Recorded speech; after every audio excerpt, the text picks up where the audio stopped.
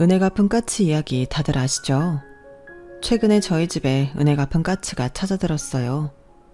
진짜 까치는 아니고 정확히는 시동생이에요.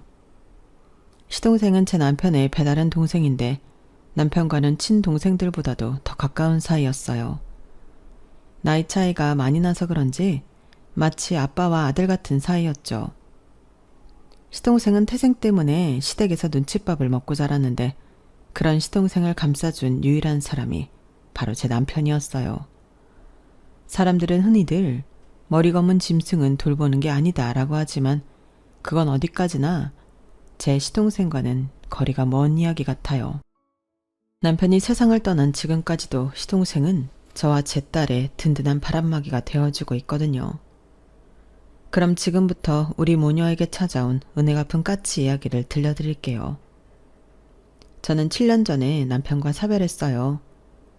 남편과 저는 같은 대학, 같은 과 선후배 사이로 남편이 군복무 이후 제가 다니던 학년으로 복학을 하면서 만났어요.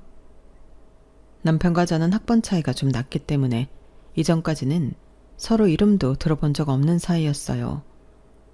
그런데 저희 과 조교님이 과대인 제게 남편이 잘 적응하게 도와주라고 부탁을 하셔서 뒤늦게 알게 된 거였죠. 처음엔 조교와 남편 관계를 의심했었어요. 혹시 사귀는 사이가 아닐까 하고요. 그렇잖아요. 다른 복학생들을 제쳐주고 딱 집어 남편 반 잘 돌봐주라고 부탁했다는 게 말이에요. 그런데 가만 보니까 조교한테는 남자친구가 따로 있더라고요. 그때부터 조금 혼란스럽기 시작했어요. 뭐야? 설마 전 남친? 군대 간 사이 고무신 거꾸로 신는 게 미안해서 나보고 잘 봐달라고 부탁한 거 아니야? 여러 정황을 끼워 맞추어 본 끝에 내린 결론이 이거였어요. 생각이 여기까지 미치다 보니 괜히 조교가 괘씸하고 상대적으로 남편이 불쌍해 보이더라고요. 그래서 제가 생각해도 좀 과할 정도로 잘해줬어요. 그런데 이런 제 행동이 남편한테 오해를 불러일으켰던 모양이에요. 제가 자기를 좋아한다고 말이죠. 아니 무슨 그런 오해를 해요. 내가 선배를 왜 좋아해요? 난 그저 안 됐으니까. 암튼 좋아하고 그런 거 아니니까 오해하지 마세요. 뭐야? 그럼 좋아하지도 않으면서 나한테 왜 그렇게 잘해준 건데? 그리고 내가 뭐가 안 됐다는 거야? 처음부터 대놓고 말할 생각은 없었는데 남편이 하도 집요하게 파고드는 바람에 결국 남편과 조교가 어떤 사이인지 안다고 말해버렸어요. 그랬더니 그 얘기를 다 들은 남편이 헛웃음을 짓더라고요. 그리고는 미친놈처럼 웃어댔어요. 야, 너 시나리오 쓰냐? 무슨 말도 안 되는 스토리를 그렇게 만들어. 조교 누나는 내 과외 선생이야. 나 고2 때부터 영수 과외해준 과외 선생. 누나랑 나랑 나이 차이가 얼만데 나 참 어이가 없어서. 제 오해에서 시작된 해프닝은 그렇게 어이없게 끝이 났고 그 후로도 남편은 저를 볼 때마다 문창가로 정가하라고 깐족대곤 했어요.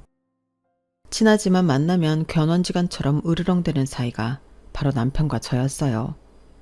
같은 과 동기들은 이런 우리 두 사람을 톰과 제리라고 불렀는데 그 별명 탓인지 우리는 원하든 원치 않든 늘 붙어 다니게 되었죠. 심지어 졸업을 앞두고 임용고시를 준비하면서 학원에서까지 만나게 됐으니까요. 오은영, 너 내 스토커냐? 교생 실습도 나랑 같은 학교로 오더니 하다 이번엔 임용고시 학원까지 따라와? 너 내가 그렇게 좋아? 좋으면 말만 해. 내가 눈 딱 감고 사귀어줄 테니까. 웃겨 진짜. 누가 누굴 따라가. 그 학교는 내가 먼저 찜해둔 데였거든. 그러는 선배야말로 나 쫓아온 거 아니야? 선배 사는 강남에도 학원 많은데 왜 강북까지 와서 이래. 난 그저 내가 사는 지역에 있는 학원에 등록했을 뿐이라고.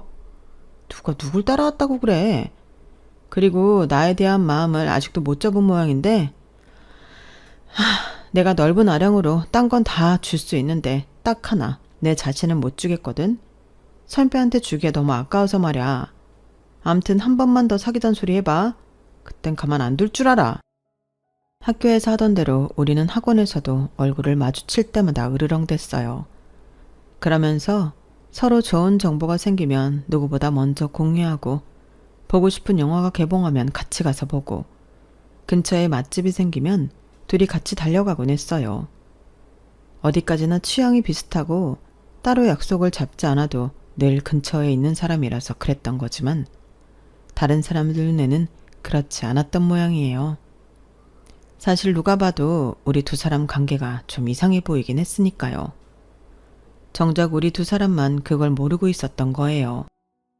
그러다 관계가 진전되기 시작한 건 예기치 못한 사건 때문이었어요. 임용고시를 앞두고 방학 특강에 한창이던 시기에 남편이 며칠째 학원에 나오지 않는 거예요. 전화도 안 받고 문자도 쉽고 말이죠. 그동안 같이 공부하면서 쌓인 정 때문에 그랬는지 마냥 모른 척할 수만은 없었어요. 유명 강사 특강이라 등록할 때 경쟁률이 세서 엄청 힘들었는데 그런 강의를 놓친다는 게 너무 아깝더라고요. 그래서 특강 내내 녹음을 해서 USB에 저장했어요. 강의 필기랑 녹음 파일을 들으면 그래도 안 들은 것보다는 나을 것 같았거든요. 다행히 조고가 남편 과외를 했던 덕에 집을 알고 있어서 집 주소대로 찾아갔어요. 그리곤 집 근처에 도착해서 남편한테 문자를 했는데 이번엔 잽싸게 단문이 왔더라고요. 집으로 오지 말라고, 근처 카페에서 기다리라고 말이죠. 그렇게 거의 일주일 만에 다시 만난 남편은 얼굴이 많이 안 됐더라고요. 그렇다고 어디가 아픈 사람 같지는 않은데 말이죠. 선배, 무슨 일 있어? 다른 것도 아니고 특강을 빼먹으면 어떡해. 전화도 안 받고 말이야. 내가 진짜 안 줄까 하다가 그동안 같이 공부한 의리로 녹음 파일이랑 노트 정리 가져와서. 고맙지? 그래, 눈물 나게 고맙다. 말은 그렇게 하는데 왠지 기운이 없어 보였어요. 그래서 일단 밥부터 먹여야겠다 싶어서 배고프다는 핑계를 대고 근처 식당으로 가자고 했어요. 그랬더니 바로 들어가 봐야 한다며 안 된다는 거 있죠? 야, 이거 너무한 거 아니야? 내가 그 귀한 자료를 들고 한강 다리를 건너서 여기까지 왔는데 밥 한 끼 같이 못 먹겠다는 거야? 선배, 완전 실망이야. 반은 진심이고 반은 장난인 것처럼 했단 말이었는데 남편이 그 말에 많이 미안했던가 봐요. 잠시 생각에 잠긴 듯 하더니 그러더군요. 실은 내가 애를 좀 봐야 돼. 잠든 거 보고 잠깐 나오긴 했는데 깨면 울 것 같아서 말이야. 난데없이 애를 봐야 한다는 말의 순간 남편을 의심했어요. 애 딸린 유부남이었던가 하고 말이죠. 그런데 얘기를 들어보니 그건 아니더라고요. 남들한테 말하기 창피한 얘기지만 우리 아빠가 그동안 여자 문제로 엄마를 많이 힘들게 하셨어. 그런데 얼마 전에 7살짜리 남자애를 집에 데리고 오신 거야. 아빠 아들이라고. 오래전에 잠깐 만나다 헤어진 여자라서 그동안 아빠는 애가 있는 것도 몰랐다더라고. 문제는 그분이 결혼을 하게 됐는데 남자 쪽에서 애는 못 키우겠다고 하나 봐. 거기다 내년에 학교에 가야 해서 호적 정리가 필요한 모양이야. 결국 아빠한테 연락했다더라고. 그 바람에 엄마랑 형, 누나 할 거 없이 다들 난리지 뭐. 당장 그 여자한테 애를 보내라고. 엄마는 애를 시설에다 보내라고 난리신데 어떻게 그러니? 애는 겁을 먹어서 하루 종일 울기만 하지. 형이랑 누나는 시끄럽게 온다고 난리치지. 할 수 없이 내가 방에서 데리고 있는데 애가 나한테 딱 달라붙어서 떨어질 생각을 안 해. 지도 않은 거지. 이 집에서 자기한테 위협적이지 않은 사람이 나밖에 없다는 걸. 시험이 코앞인데 나도 정말 미치겠다. 막장 드라마에서나 나올 법한 스토리에 입이 떡 벌어졌어요. 그러면서도 한편으로 남편이 달리 보이더라고요. 내가 남편 입장이라면 아빠의 내연녀 자식을 감싸기 힘들 것 같았거든요. 차라리 애를 데리고 학원에 놓으면 되겠네. 7살이면 말귀는 알아들을 거 아냐? 선배가 수업 들어갈 땐 내가 데리고 있으면 되니까 학원에 데리고 와. 애도 집에 있는 것보다 잠깐이라도 밖에 나와 있는 게 나을 수 있어. 남편은 저한테 미안해서 어떻게 그러냐고 거절을 했지만 저도 이번엔 순순히 물러나지 않았어요. 그랬더니 남편도 더는 사양 않고 알겠다고 하더군요. 이제 와서 말이지만 저도 제가 그때 왜 그렇게 완강하게 나갔었는지 모르겠어요. 따지고 보면 남편은 제 경쟁자기도 한데 말이에요. 그래도 수년간 같이 공부한 동지애도 있었고 엄마를 떠나 낯선 집에서 눈칫밥을 먹게 된 어린 시동생이 불쌍했던 탓도 있었던 것 같아요. 남편을 따라 나오게 된 시동생은 처음엔 경계의 눈빛으로 저를 봤지만 며칠 지나고부터는 제게 말도 걸고 제 장난에 잘 웃기도 했어요. 이 어린 게 무슨 죄라고 온 가족의 미움을 받고 사나 제가 다 마음이 짠하더라고요. 그런 마음이 전해졌는지 시동생은 남편보다 저를 더 따르게 되었어요. 그러는 사이 방학은 끝나서 또 다른 고민에 빠지게 되었죠. 강의실까지 시동생을 데리고 들어갈 수가 없다는 게 문제였어요. 돈 많은 시아버지께서는 시동생을 위해 집에 아이를 돌봐줄 도우미를 들였지만 이상하게도 시동생은 도우미 말을 듣지 않았어요. 남편이 학교 갈 준비를 할라치면 귀신같이 알고는 먼저 옷을 입고 현관에 서 있곤 했거든요. 힘들게 동생을 떼어놓고 나왔다 싶으면 잠시 뒤 어김없이 형을 애타게 부르며 골목을 달려나오는 동생이 보이곤 했어요. 그러니 어떻게 동생을 떼어놓고 학교에 올 수 있겠어요. 처음 며칠은 할 수 없이 동생을 데리고 학교에 오긴 했지만 남편도 저도 듣는 강의가 같았기 때문에 애를 맡길 데가 없다는 게 문제였어요. 후배들한테 맡기는 것도 한두 번이지 매일 그럴 수는 없으니까요. 그래서 생각 끝에 시동생을 저희 학교 근처에 있는 어린이집에 보내기로 했어요. 원장님께 사정을 말씀드렸더니 다행히도 받아주셨거든요. 애초에 시댁 근처에 있는 유치원에 보냈으면 될 일이었지만 그건 시어머니께서 반대를 하셨어요. 동네 창피하게 밖에서 자식 나온 거 광고할 일 있냐시면서요. 어머님은 아이의 인생보다는 자신들의 체면이 더 중요한 분이셨어요. 거기다 아버님은 자신이 벌인 일에 대해 금전적인 지원 외에는 아무것도 하지 않는 분이셨고요. 아주버님과 시누이도 그런 부모를 똑같이 닮았지만 제 남편만큼은 달랐어요. 그래서 어린 시동생도 제 남편만 따랐던 거였죠. 애들이 사람을 더 잘 알아보니까요. 어머님의 반대에도 불구하고 아버님 호적에 올라간 어린 시동생은 다행히 이듬해 초등학교에 진학할 수 있었어요. 그리고 남편과 저는 임용고시에 최종 합격해 정식 교사가 되었어요. 대학 시절 내내 붙어 다녔던 우리는 발령받은 학교가 달라서 처음으로 떨어져 지내게 되었어요. 사실 우리가 사귀는 사이도 아니고 서로 죽고 못 사는 사이도 아니었기 때문에 남편과의 이별을 대수롭지 않게 생각했는데 막상 혼자 떨어져 지내보니 그게 아니더라고요. 학교 생활에 적응하느라 눈코 뜰 새 없이 바빴는데도 희한하게 남편이 생각나는 거예요. 특히 힘들 때는 더욱 그랬어요. 그렇다고 자존심 상하게 먼저 전화해서 보고 싶다고 할 수도 없고 안간 힘을 쓰며 버티고 있었는데 때마침 남편한테 전화가 왔더라고요. 그래서 받았더니 남편이 아니라 어린 시동생이더라고요. 보고 싶다고 우리 언제 보냐고 그러는데 순간 이거다 싶었어요. 시동생을 핑계로 남편을 만날 수 있으니까요. 그런데 저만 이런 생각을 한 게 아니었나 봐요. 막상 나가보니까 시동생도 남편도 저를 보고 싶어 했다는 걸 알 수 있었거든요. 서로 마음도 확인했겠다. 더 시간 끌 필요 있겠어요? 바로 사귀게 되었죠 뭐. 비록 학교는 달라도 초임 교사가 하는 일은 비슷했어요. 과목도 같은 수학이다 보니 수업 준비도 그렇고 시험 문제 출제를 할 때도 서로 도와가며 할 수 있어서 좋더라고요. 비록 월급이 많지는 않지만 그래도 방학 때도 월급이 나온다는 건 정말 좋더라고요. 방학 때는 어린 시동생을 데리고 셋이 국내외 여행도 다니곤 했어요. 전보다는 많이 나아지긴 했지만 여전히 시동생은 시댁 식구들을 어려워했거든요. 그래서 가능하면 우리가 데이트할 때 시동생을 데리고 다니곤 했죠. 2년 가까이 연애를 하던 우리는 그해 겨울에 결혼을 했어요. 방학 기간을 이용할 생각으로 일부러 그렇게 잡은 거였죠. 결혼 비수기라서 예식장도 쉽게 구할 수 있었고 눈치 안 보고 신혼여행을 길게 다녀올 수 있어서 최고의 선택이었다고 생각해요. 결혼하고 한동안은 우리 부부만 살았는데 얼마 지나지 않아 시동생을 데리고 살게 되었어요.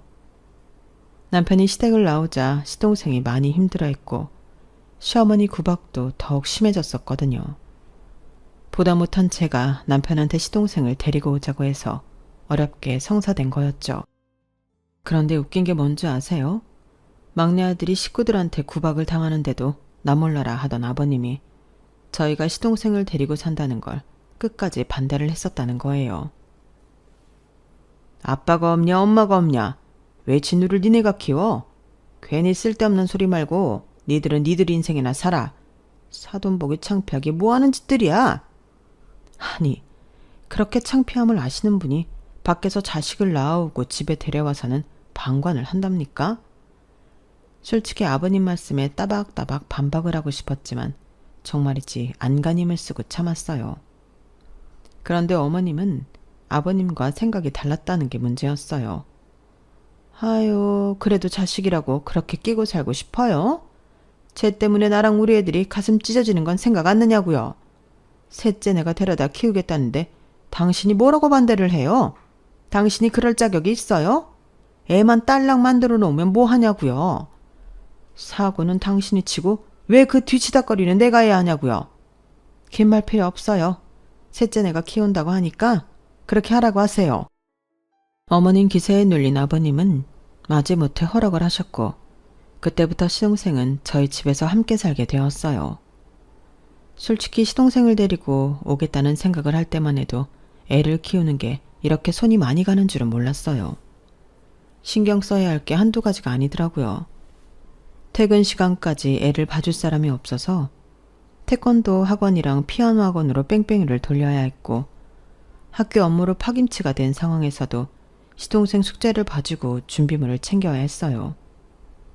시댁에서 양육비를 지원받고 있어서 금전적인 걱정은 없었지만 우리가 이 아이를 잘 키울 수 있을지 늘 고민되고 걱정이 앞서는 건 어쩔 수 없었어요.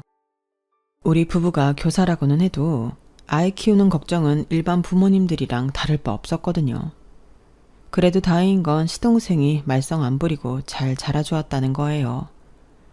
가끔은 그래서 가슴이 아프기도 했지만요. 어린 게 우리 부부가 아니면 자기를 받아줄 사람이 없다는 걸 알아서 그런지 눈밖에 나지 않으려고 애를 쓰는 게 보였거든요. 특히 제가 딸아이를 출산하자 시동생이 위기의식을 느끼는 게 확연히 보였어요.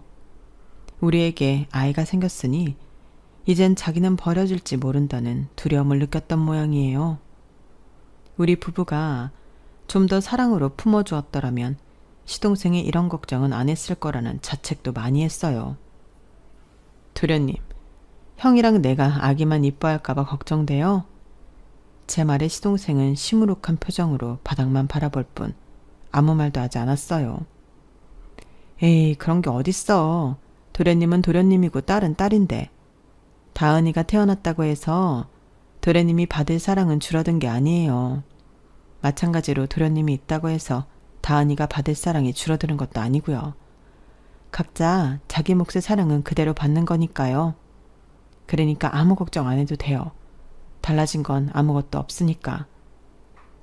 그 말에 조금은 안심이 됐는지 시동생은 커다란 눈망울을 꿈뻑이며 그러더군요. 그럼 내가 다은이랑 놀아도 돼요? 내가 다은이 지켜주고 싶어요. 나는 다은이 삼촌이니까. 아직 10살도 안 된 아이가 조카를 지켜주겠다고 말하는데 그 모습이 어찌나 귀엽고 기특하던지 몰라요. 당연히 되죠. 삼촌이 조카를 안 지키면 누가 지켜요? 혹시라도 형이나 내가 잘못되면 우리 도련님이 우리 다은이 보호자가 돼줘야 해요. 알았죠? 그 말에 어린 시동생은 마치 일생일대의 임무를 부여받은 장군처럼 진지한 표정으로 고개를 끄덕였어요. 그리고 자신이 했던 말을 지키기라도 하듯이 고사리 손으로 저희 딸을 얼마나 애지중지 돌봐주었는지 몰라요. 딸아이도 어린 삼촌을 잘 따랐기 때문에 주변에서는 사이 좋은 남매라고 생각했어요. 우리 집에서는 말도 잘하고 활달한 시동생이었지만 시댁에 갈 때면 마치 도살장에 끌려가는 소처럼 침울해하곤 했어요. 세월이 흘렀어도 여전히 어머님한테 시동생은 남편의 부정을 일깨워주는 증거였으니까요. 더불어 아주버님과 시누이한테는 먼 훗날 유산을 나눠 가져야 할 불청객일 뿐이었고요. 그렇게 시동생은 시간이 흘러도 좀처럼 시댁에 융화되지 못했어요. 그렇게 고등학생이 되었는데 느닷없이 시동생 친모가 찾아온 거예요. 주말이라 모처럼 늦잠을 자고 있었는데 시어머니께서 전화를 하셨더라고요. 시동생을 데리고 당장 본가로 오라고요. 명절에도 시동생 데리고 오라는 말은 안 하시는 분이 갑자기 콕 집어 시동생을 데리고 오라 하시니 왠지 불길하긴 했지만 어쩌겠어요. 오라시니 가야죠. 그렇게 온 가족이 시댁으로 향했는데 거기에 시동생 친모가 와 있더라고요. 어머님은 시동생 친모를 조롱하듯 그러셨어요. 지 새끼 버릴 땐 언제고 이제 와 데려가겠다니 어쩜 하는 집도 일이 천박한지 원. 자식이 아니라 물건으로 하는 거지. 예, 네 엄마가 너 데려간다니까 더 이상 내 아들 며느리 힘들게 말고 얼른 따라가거라. 이럴 거 왜 온 집안에 분란을 일으키고 그 난리를 친 건지. 아들까지 버리려고 했던 결혼이었지만 결과는 그리 좋지 않았나 봐요. 남편과 이혼을 하고 아들을 데려가겠다고 온 걸 보면 말이죠. 그런데 알턴 일을 빼내듯 시원한 표정으로 시동생 데려가라고 소리치는 시어머니와 달리 아버님은 제 남편은 반대를 하고 나셨어요. 아버님은 자기 자식이니 그렇다 쳐도 제 남편이 그럴 줄 몰랐기에 시댁 식구들은 황당한 표정이었죠. 엄마라는 사람이 왜 이렇게 경솔해요? 진호가 버리고 싶으면 버리고 데려가고 싶으면 데려갈 수 있는 존재인 줄 알아요? 진호가 그동안 어떻게 살았는지 알기나 해요? 이제 겨우 적응하고 잘 사는 애 또 이렇게 흔들어야 되냐고요. 이혼했으니 데려가겠다고요? 그럼 또다시 남자가 생기면 그때는요. 지는 못 키우겠다고 또 버리지 않을 거란 보장을 어떻게 하냐고요. 못 보내요. 우린 진우 못 보낸다고요. 평소 화도 잘 안 내는 사람이 그날은 어찌나 화를 내던지 몰라요.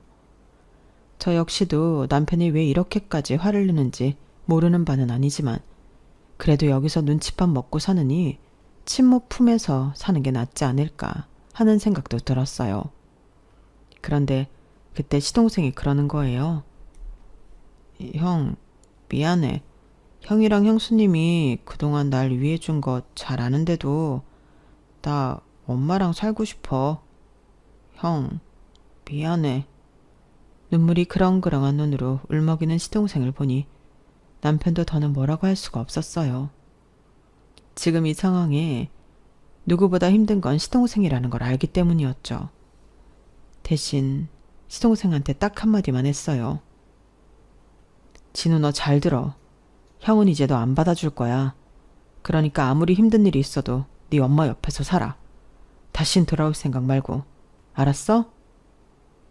남편의 그 말은 분명 차갑게 그지없었지만 이상하게도 제 귀에는 세상 무엇보다 따뜻한 이별의 인사 같았어요. 동생이 행복하길 바라는 형의 마음이 느껴졌거든요. 결국 그날 시동생은 친모를 따라갔고 남편은 그 후로 시동생에 대한 얘기는 한마디도 꺼내지 않았어요. 매정하다 싶을 정도로 말이죠. 비록 우리 부부의 품을 떠나긴 했지만 시동생은 가끔씩 제게 메일을 보내곤 했어요. 새로 전학 간 학교에서 친구를 사귀었다거나 대학 진학을 앞두고 진로 고민에 대한 푸념이라든가 비록 몸은 떠났지만 여전히 우리 집을 그리워하는 것 같았어요. 그럼에도 불구하고 다시 돌아오겠다는 말은 없었어요. 어떻게든 그곳에서 잘 버텨보려는 것 같다는 느낌이 강했거든요. 시동생한테 메일이 올 때마다 남편한테 얘기를 전해주려 했지만 남편은 한사코 들으려 하지 않았어요. 이제 자기랑은 상관없는 사이라면서 선을 긋더라고요. 그런 남편을 보며 그간의 정을 어떻게 모자르듯 하루아침에 잘할 수 있나 싶어 참 매정한 사람이라 생각했는데 수년이 흐른 뒤에야 남편의 진심을 알게 됐지 뭐예요. 그것도 하필 남편의 장례식장에서 말이에요. 평소 지병도 없고 술이나 담배도 안 하는 사람이라서 남편이 이렇게 빨리 세상을 떠나게 될 줄은 몰랐어요. 평소처럼 퇴근해서 저녁까지 잘 먹고 씻겠다며 욕실에 들어간 사람이 1시간이 넘도록 나오지 않더라고요. 물소리는 계속 나는데 말이죠. 그래서 욕실 문을 열고 들어가 봤더니 글쎄 정신을 잃고 바닥에 쓰러져 있더라고요. 그 상황이 너무 당황스럽고 겁이 나서 무작정 119에 신고부터 했어요. 구급차가 오기까지 그 짧은 시간 동안 무슨 정신으로 남편 곁을 지켰는지 기억도 안 나요. 딸아이는 옆에서 울고 그 와중에도 저는 벌거벗은 남편한테 옷을 입혔던 기억뿐이에요. 사람들 앞에 남편의 알몸을 내보이면 안 된다는 생각해서 그랬던 것 같아요. 구급차에 실려 병원에 도착한 남편은 의료진의 치열한 사투에도 불구하고 세상을 떠나고 말았어요. 너무 늦게 발견된 탓이었죠. 남편의 장례식장은 아수라장 그 자체였어요. 제가 남편을 늦게 발견해 자식을 잃었다며 길길이 날뛰는 시어머니와 마치 저를 살인자 보듯 하는 아주버님과 시누이, 그리고 딱히 제 탓은 하지 않았지만 저랑 눈길도 마주치지 않고 싸늘한 심기를 드러내는 시아버지까지. 시댁 식구들 모두가 남편의 죽음을 제 탓으로 몰아가고 있었거든요. 어머님은 저랑 딸아이가 상주자리에 앉는 것조차 허락하지 않았어요. 남편 잡아먹은 년이 무슨 낯짝으로 이 자리를 지켜. 너만 아니었으면 내 아들 안 죽었어. 네 년이 조금만 일찍 욕실문만 열어봤어도 내 아들이 이렇게는 안 됐다고. 내 아들 살려내라 이년아. 차라리 네가 죽고 내 아들 살려내. 시어머니는 제 멱살을 쥐고 고래고래 소리를 지르며 난리를 치셨어요. 그런 어머님을 말린 건 다름 아닌 시동생이었어요. 남편의 부고를 받고 달려온 시동생은 장례식 내내 저와 제 딸을 시댁 식구들로부터 보호해 주었어요. 오래전 남편과 제가 어린 시동생을 시댁 식구들로부터 막아주었던 것처럼 말이죠. 조문객도 돌아가고 시댁 식구들도 다들 방에 들어가 잠든 사이 그제야 남편 영정 앞에 앉을 수 있었던 제게 시동생이 그러더군요. 그날 엄마를 본가로 불러들인 사람이 형이었어요. 나중에 엄마가 그러는데 엄마가 이혼했다는 소식을 듣고 저랑 같이 살게 해주려고 형이 일부러 가족들 앞에서 화를 내면서 연기를 했다더라고요. 그래야 큰어머니가 더 저를 보내려고 안달을 할 거고, 그러면 아버지도 더는 저를 붙잡을 수 없을 테니까요. 대학교 입학식 때 형이 찾아왔었어요. 비록 먼 발치에서 바라보다 가셨지만요. 형수님, 제가 아직은 힘이 없지만 형 대신 형수님이랑 다은이는 제가 꼭 지켜드릴게요. 그날 시동생은 아직 30도 안 된 앳된 청년의 모습이었지만 그 누구보다 저를 안심시켜 주었어요. 그 후로도 시동생은 수시로 저희 집에 드나들며 집안 곳곳에 남자 손이 필요한 부분을 남편 대신 처리해 주었어요. 남편이 죽고 저희 집과 연을 끊은 시댁 식구들은 그런 사실을 몰랐겠지만요. 남편이 세상을 떠나고 6번째 기일을 지내는 사이 시동생은 결혼을 했어요. 동서는 저와 나이 차이는 많이 났지만 워낙 부침성이 있고 착해서 금세 친동생처럼 허물없이 지낼 수 있었어요. 처음에 시동생이 결혼할 사람이라고 집에 데려왔을 때 변호사라는 직업을 듣고는 콧대도 높고 자기 잘난 맛에 사는 사람이 아닐까 걱정했는데 막상 어울려보니 소탈하고 인간적인 사람이더라고요. 알고 보니 저소득층을 위해 무료 변호도 해주고 시설의 봉사활동도 정기적으로 하고 있더라고요.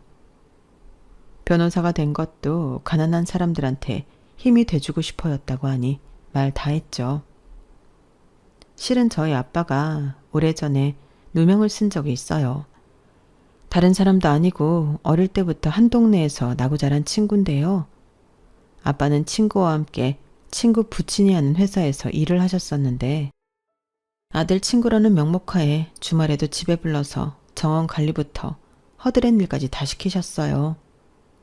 친구 아버지기도 해서 불평 한 번 없이 다 해드렸는데 결국엔 뒤통수를 맞았지 뭐예요.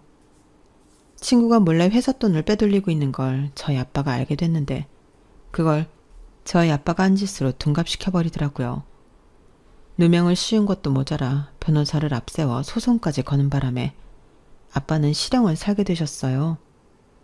그때 저는 중학생이었는데 그걸 보면서 결심을 했죠. 내가 변호사가 돼서 억울한데 돈이 없어서 제대로 법정 싸움을 하지 못하는 사람들을 도와야겠다고요. 얘기를 듣고 나니 왜 시동생이 동서와의 결혼을 생각하게 됐는지 알 것도 같았어요. 시동생 부부는 나고 자란 환경은 달라도 어딘가 모르게 닮은 구석이 있었거든요. 그래서 저도 동서한테 금방 마음을 열게 됐는지도 모르겠네요. 남편이 세상을 떠나고 연락조차 없었던 시댁 식구들을 다시 보게 된 건 시동생 결혼식 때였어요. 시누이가 아버님을 모시고 결혼식장에 왔더라고요. 모시고 왔다고는 하지만 자세히 보면 감시하러 온 것 같았어요. 모르긴 해도 시어머니께서 보내신 거겠죠. 혼주석에 앉아있는 시동생의 치모와 아버님이 따로 대화라도 나누지 않을까 예의주시하는 모습이었어요. 결국 아버님은 별다른 대화도 하지 못한 채 식이 끝나자마자 시누이와 함께 돌아가셨어요. 식사라도 하고 가시라고 했지만 피곤하다시면서 가신다고요. 못 뵌 사이 많이 늙기도 하셨고 몸이 안 좋으신지 시누이 부축을 받아야 거동이 가능하신 것 같긴 했어요. 그날 아버님 몸 상태를 보고 걱정이 되긴 했는데 결국 그 모습이 마지막이 될 줄 누가 알았겠어요. 이듬해 가을이었는데 하루는 시동생이 갑자기 찾아왔더라고요. 아버님이 돌아가셨다면서 같이 장례식장에 가자고요. 솔직히 시댁 식구들이 저를 반길 리 없었기 때문에 선뜻 마음에 내키진 않았지만 그래도 시동생을 따라 나섰어요. 그리고 결과는 제 예상 그대로더군요. 제가 장례식장에 들어가자마자 시어머니와 아주버님, 시누이까지 득달같이 달려들어 욕설을 퍼부어댔어요. 네 년이 여기가 어디라고 와? 내 아들 잡아먹은 것도 모자라서 주워먹을 게 있다고 여기로 오냐고. 나가. 당장 나가. 그러게나 말이에요. 남편 죽었으면 영 끊어진 건데 뭐하러 여긴 나타나? 큰오빠 뭐해? 저 여자 안 쫓아내고. 진우 저게 더 문제야. 왜 저 여자를 여기까지 데려오냐고. 하여간에 똑같은 것들끼리 몰려다닌다니까? 저를 데리고 왔다는 이유로 시동생까지 욕을 먹자 저도 더는 그 자리에 버티고 설 자신이 없었어요. 그래서 아버님 연전에 목례만 하고는 그대로 장례식장을 빠져나왔어요. 그래도 한때 그 집 며느리로 살았던 사람인데 정말 너무하다는 생각이 들었어요. 내가 뭘 그렇게 잘못했다고 일어나 억울하기도 했고요. 그런데 몇 달이 지난 뒤 그 이유를 알게 됐지 뭐예요. 평생 안 보고 살 것 같았던 시어머니가 제게 전화를 했더라고요. 다짜고짜 화를 내시면서 말이죠. 네가 그날 장례식장에 찾아왔을 때부터 알아봤어야 했어. 얌전한 고양이가 부뚜막에 먼저 올라간다고 어떻게 돈 냄새는 기가 막히게 맡아서는 세상에 변호사까지 고용해 시애미한테 소송을 걸어? 그래 어디 한번 해봐. 나도 가만히 있진 않을 테니까. 어머님이 밑도 끝도 없이 제게 화를 내시는 통에 무슨 일이냐고 물어볼 수도 없었어요. 그래서 시동생한테 전화해봤더니 형수님한테 형 몫의 유산을 안 주려고 꼼수를 부르길래 제가 와이프한테 부탁해서 유산 상속 유류분 청구 소송을 제기했어요. 형수님이 마땅히 받으셔야 하는 거니까요. 솔직히 남편이 죽고 시댁과는 연락도 끊긴 처지였기 때문에 유산은 기대도 안 했는데 시동생이 알아서 일처리를 해주었더라고요. 얘기를 들어보니 시댁 식구들이 제 남편의 죽음을 제 탓으로 몰고 가 연을 끄는 것도 다 아버님이 돌아가실 때를 대비해 유산을 안 주려고 그랬던 거라고 하더군요. 그러니 10원짜리 동전 하나까지 다 받아내라고요. 솔직히 시동생 부부가 먼저 나서주지 않았다면 소송까지 벌일 생각은 못했을 거예요. 아직 소송 중이라 저희가 얼마나 받을 수 있는지는 모르겠지만 동서의 말에 따르면 금액이 상당할 거라고 했어요. 금액에 상관없이 이번 일로 시동생 부부한테는 너무 고마운 마음뿐이었어요. 요즘 세상에 누가 이런 일에 자기 일처럼 대신 나서 주겠어요? 인간 세상에 은혜 갚은 가치가 있다면 바로 이런 모습이 아닐까 생각합니다. 물론 시댁에서는 머리 검은 짐승은 거두는 게 아니라며 시동생을 집에 들인 걸 후회하고 있을 테지만 말이에요. 정작 이를 키운 건 자식들 탓인데 말이죠. 시댁에서 저를 남편 잡아먹은 년으로 몰지 않았다면 굳이 소송까지 가지도 않았을 거고 남편 몫의 유산을 다 주지 않아도 뭐라고 하지 않았을 테니까요. 이래서 심보를 곱게 써야 한다고 하는 모양입니다. 생각지도 못했던 유산을 받게 되면서 시동생 내외한테 크게 한턱 쏴야겠어요. 동서한테 소송 비용도 후하게 쳐주고 말이죠. 오는 게 있으면 가는 것도 있어야 하니까요. 그게 아무리 가족간이라도 말이에요. 지금까지 제 사연을 들어주셔서 감사합니다. 저와 우리 가족의 앞길 응원해주세요. 여러분도 건강하시고 꽃길만 걸으시고요. 여러분, 사연 댓글에 응원과 현명한 조언 부탁드려요. 좋아요와 구독은 저에게 큰 힘이 됩니다. 오늘도 좋은 일 가득하세요.